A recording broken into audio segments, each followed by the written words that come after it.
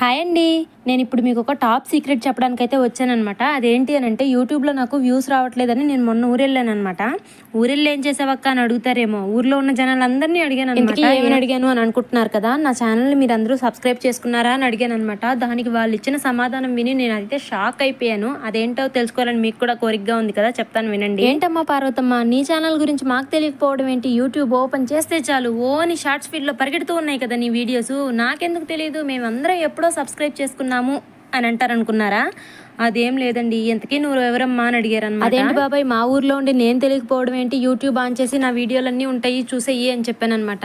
సమాధానం తిన్నగా చెప్పకపోయావంటే మూతికి బట్టి కొడతాను, ముందరున్న పొలన్నీ ఊడిపోతాయి అని అయితే అన్నాడు అనమాట. ఇంకా నాకు భయమేసి నేనే సెర్చింగ్లో కొట్టించాను అనమాట.